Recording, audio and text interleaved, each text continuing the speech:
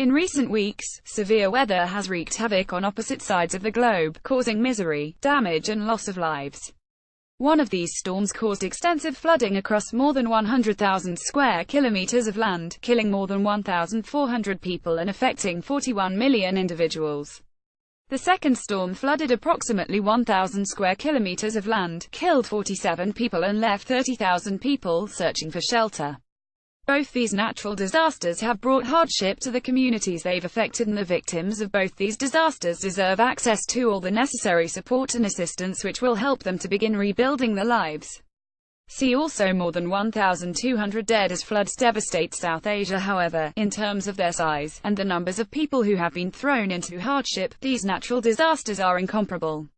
The smaller of the two storms, Hurricane Harvey in the U.S., caused only a fraction of the devastation that this year's intense monsoon storms have caused across Nepal, India and Bangladesh. A child on his father's back as they make their way in a flooded area in Bogra, Bangladesh. Source Reuters. Mohammed Ponir Hossain. One would expect that the floods, which have killed hundreds of people, would receive considerably more attention in the international media, compared with the relatively localized flooding in the U.S. However, this hasn't been the case.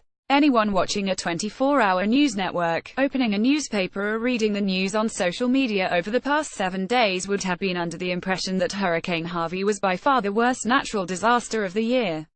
Western news networks have been closely following the impact of the hurricane, reporting on the closure of airports, the bravery of volunteers, the president's reaction, the need for more aid, and even the First Lady's choice of footwear. Meanwhile, across Nepal, India and Bangladesh, millions of people have been forced to evacuate their homes, over 1,000 have been killed, and essential infrastructure in some of the region's megacities, such as Mumbai and Dhaka, has been destroyed. These events have unfolded with only the briefest of mentions from most mainstream media outlets. In the U.S., Hurricane Harvey has been downgraded to a tropical storm, and floodwaters in Texas are now receding. Residents have begun returning to their homes, and in the coming days, regular services will once again commence. U.S. First Lady Melania Trump's shoes are seen as she boards Air Force One. Source Reuters. Carlos Barria. In contrast, South Asia is right in the middle of the monsoon season, and heavy rains are expected to continue until mid-September.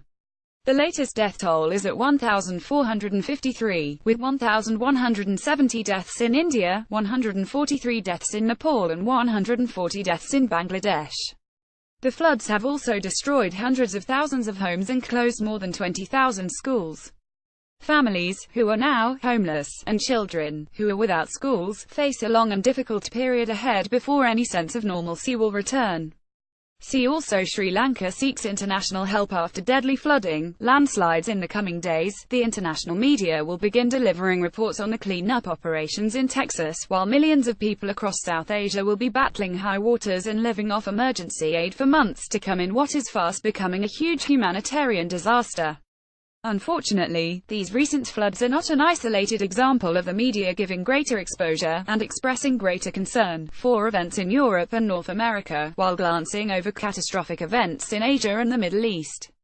Farmers of tea industry in Sri Lanka struggle to make ends meet after the land was devastated by natural disaster. https://t.kuag5ukfm of Sri Lanka Times at Sri Lanka Times, June 27, 2017. In the aftermath of the Paris attacks in November 2015, which killed 130, there was a huge outpouring of sympathy for the victims and the people of Paris, with online social media campaigns encouraging everyone to pray for Paris.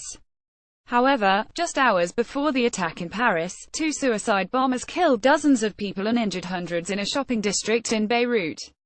The earlier incident in the Middle East received only minimal media coverage as news networks set about prioritizing coverage of the Paris attacks, the follow-up police investigations by the French police and the memorial services for the victims. The same media bias was evident in the aftermath of the Manchester suicide bombing, which killed 23 people and injured 116 individuals in May this year. This incident made headlines across the world and prompted a star-studded charity concert which generated $2.3 million from donations in just 3 hours. Just days after the Manchester attack, a bomber in Baghdad targeted an ice cream shop, killing 22 people and injuring over 100. Then later that month, a suicide bomb in Kabul killed over 90 and injured approximately 400 people. Despite the severity of the tragic attacks in Iraq and Afghanistan, they only received a fraction of the coverage the Manchester attack received. For some reason, natural disasters and terror attacks in Europe and North America are deemed more newsworthy than similar atrocities elsewhere. The deaths of Westerners are considered important enough for the front pages of newspapers, while the deaths of Asians, Africans and others are more likely to be found further down the newsreel, giving the reader the sense some lives are more important than others. In the ice cream parlors of Baghdad are the bazaars of Kabul. Statistics will. Please read this by at Mohammedanits.com. Apik 6 Jik 2, Mirza Waheed at Mirza Waheed, June 10, 2017. Not only do international news networks give events in Europe and North America greater coverage, they also report these stories in remarkably different ways.